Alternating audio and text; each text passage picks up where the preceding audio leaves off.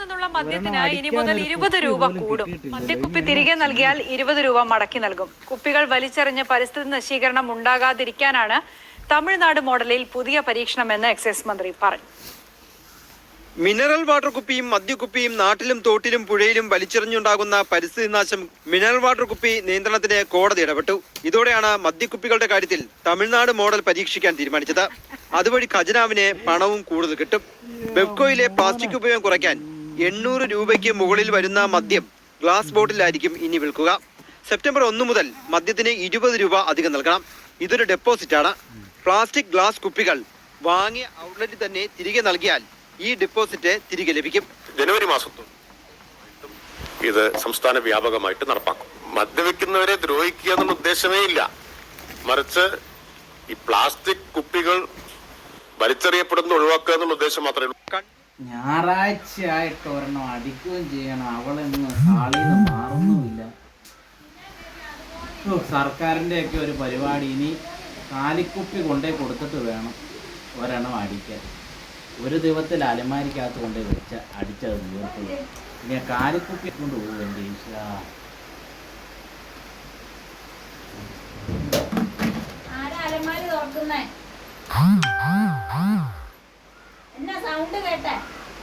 ഒന്നുമില്ല, ഡ്രസ് എടുക്കുവാണ്.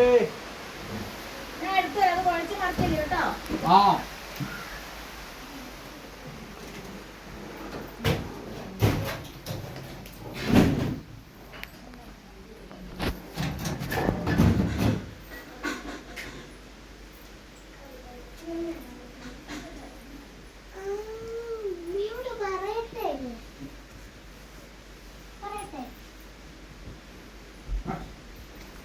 കടയിൽ വരെ പോയിട്ട് വരാം.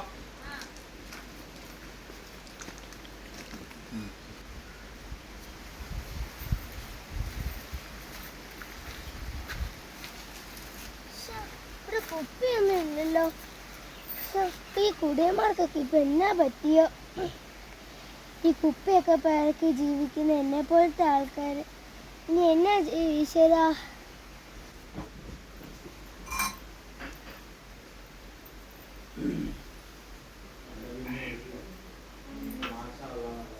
മനസമാധാനത്തോടെ വീട്ടിൽ ഇരുന്ന് 2 എണ്ണം അടിച്ചുകൊണ്ടിരുന്ന ഇനിയിപ്പോ വീട്ടിൽ കൊണ്ട് ഇത് വെച്ചുള്ള കുടി നീക്കി. ഇന്നിപ്പോ ആരും ഇല്ലാത്തോണ്ട് ഇങ്ങനെ പോയി. ഇനി എന്നാ ചെയ്യുവോ?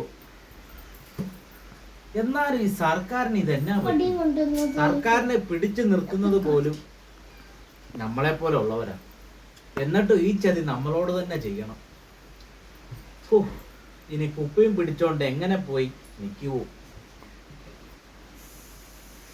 എല്ലാ കാര്യത്തിനും കുടിയന്മാർ വേണം. ഒരെണ്ണം മേടിച്ചോണ്ട് ഞങ്ങൾ വഴി വന്ന് നിന്ന് അടിച്ചാലോ പോലീസ് വന്നു ഉദിക്കും. പൊതുസ്ഥലത്തിരുന്ന് അടിച്ചാലോ അവിടുന്ന് പൊക്കും. ഒരെണ്ണമെങ്ങാനും അടിച്ചിട്ട് വണ്ടിയിൽ ഇപ്പുറത്തെ സീറ്റിൽ ഇരുന്ന് പോയാലും ഇപ്പോൾ വിഷയമാണ്. എങ്ങനെ പോയാലും കുടിയന്മാരെ കൊണ്ടാണ് സർക്കാർ പകുതി നിലനിൽക്കുന്നത്. എന്നിട്ടും എന്നും ഈ പരീക്ഷണം കുടിയന്മാർക്ക് തന്നെയാണല്ലോ. എന്ത് ചെയ്യും?